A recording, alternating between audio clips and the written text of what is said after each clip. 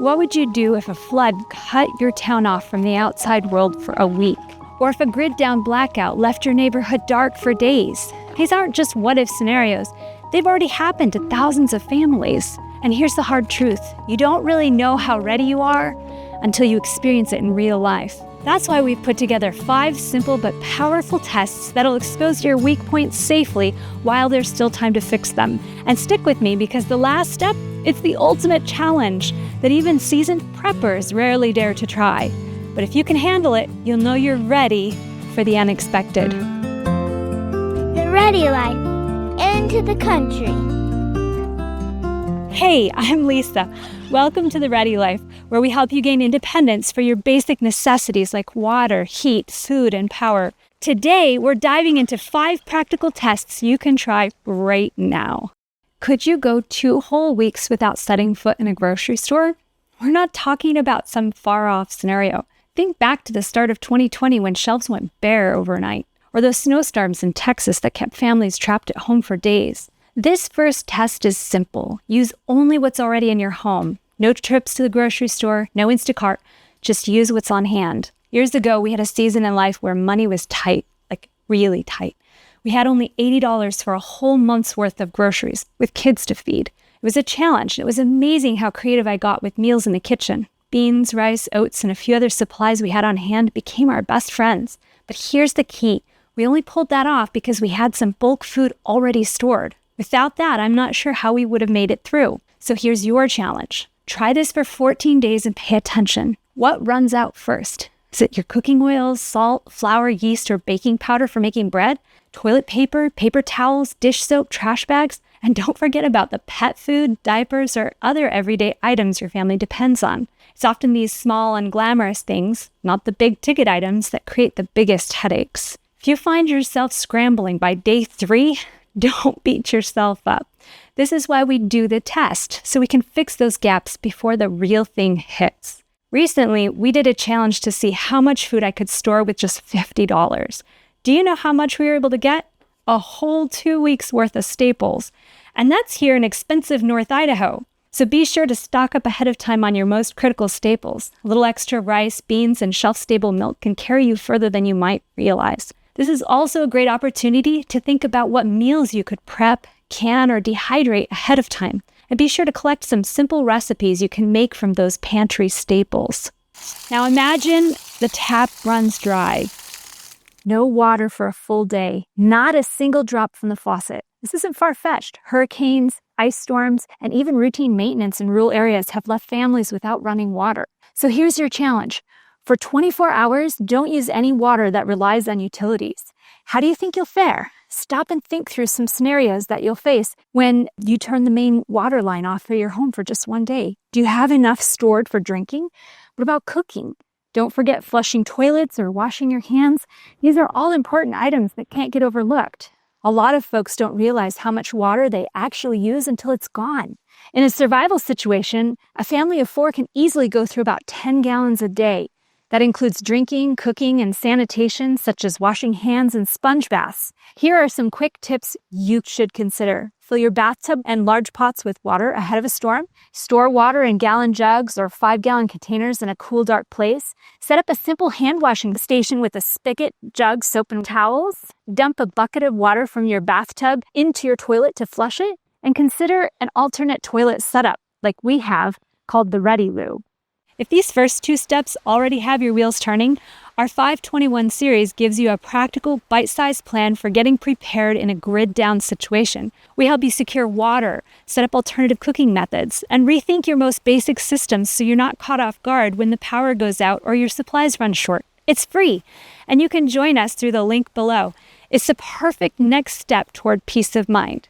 Now, for step 3, let's talk about communication. What happens if your phone, internet, and landline all go silent? This isn't just a theory. It actually happened in North Carolina last year when floods wiped out infrastructure across a huge area. Entire communities were cut off from the outside world for days.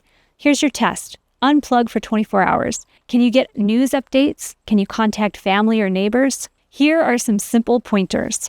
Radios, FRS and GMRS, are great for local communication. Have a plan with neighbors for check-ins during an emergency. This is really cool because unless you're going through a repeater, it's not dependent on any infrastructure at all, which is really nice for a disaster type of scenario. Be thinking about creating a network of friends or family in the area where you may not be able to communicate with the furthest away friend, but if you can communicate with one friend and they can communicate with the next, you can relay messages and have kind of a network of sorts. Ham radios can reach farther, but they do take some practice. Keep a printed list of important phone numbers. If you have Starlink and you can run a generator, that's a great option. And this is an excellent addition to any emergency communications plan because it doesn't matter what's going on around you in your area. This is going to enable you to get out to the world.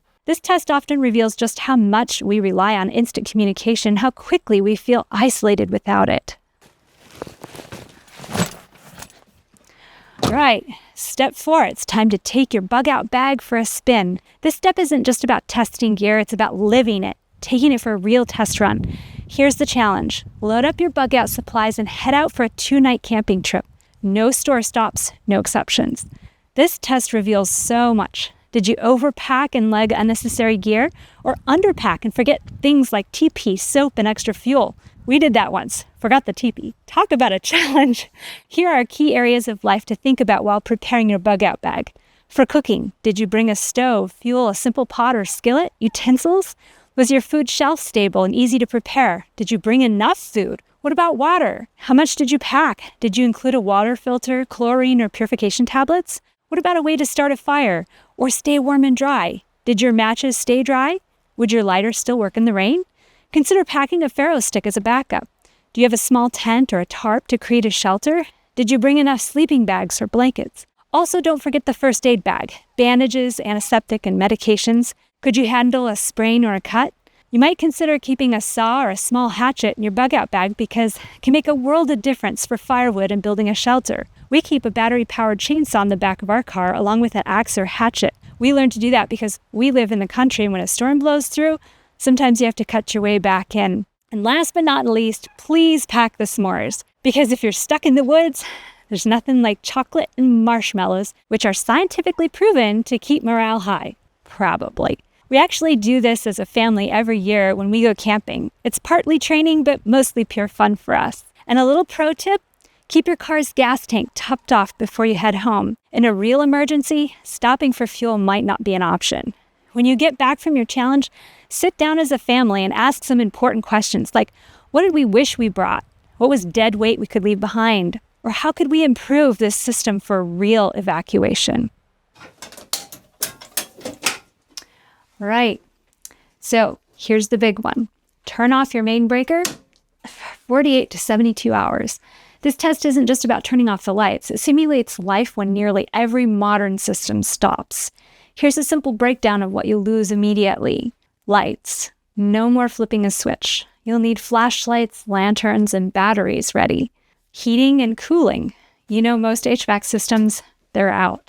Do you have a wood stove, a kerosene heater, or extra blankets? Water. If you're on a well, that pump stops.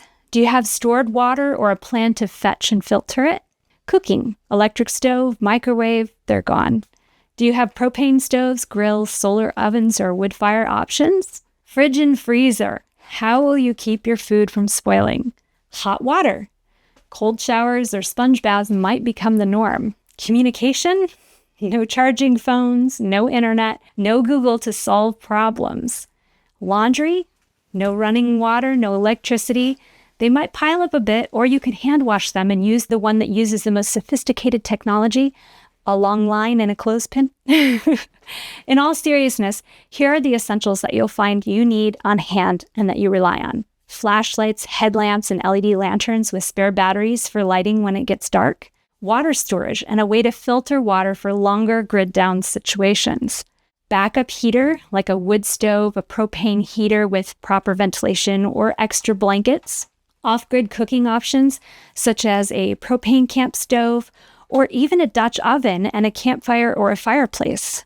Move all your freezer items into a chest freezer in the coolest part of your home or garage. Chest freezers hold cold far better because cold air sinks. When you open an indoor freezer or an upright, the cold air just sinks out and causes it to thaw much faster. Have a generator on hand. Then you can run it for 2 to 3 hours a day and keep the chest freezer cold.